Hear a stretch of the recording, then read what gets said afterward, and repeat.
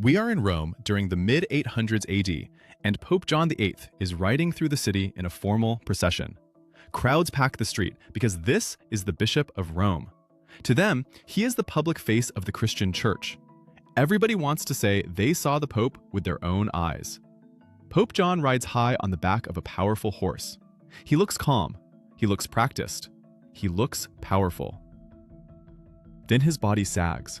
He grabs his stomach and falls to the ground. And then the street turns into chaos. Because something unexpected is happening to the Pope. He gives birth to a beautiful baby boy. And in that instant, the crowd realizes something is very, very wrong. Because, well, among other things, the Pope is supposed to be a guy. But this isn't just any Pope. This is the legend of Pope Joan, supposedly the only female pope in history.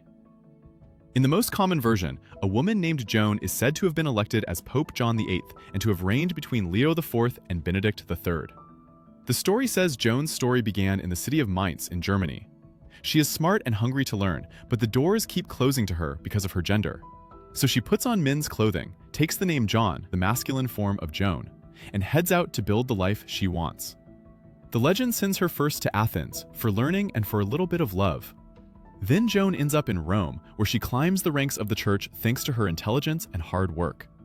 Somehow, without anyone noticing that Joan is a woman, she is made a cardinal. Then, as the story goes, the Pope dies, and the other cardinals look around and decide that Joan should be the next Pope. For a while, the legend says she does well as Pope. Then she becomes pregnant. Then comes the parade.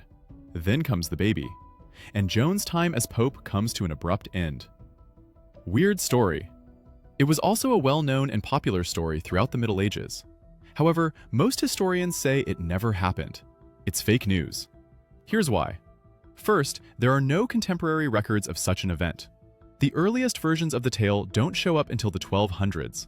They appear in books by church writers like the Dominican Jean de Mailly and later Martin of Troppau. This is centuries after the actual events are said to have occurred. Second, historical records and artifacts from the time, such as coins, prove that no Pope John VIII reigned between Pope Leo IV and Benedict III. The story was clearly made up. But the tale spread quickly across medieval Europe, and a legend was born. It wasn't until around the time of the Reformation that religious scholars examined the story and found no truth in it.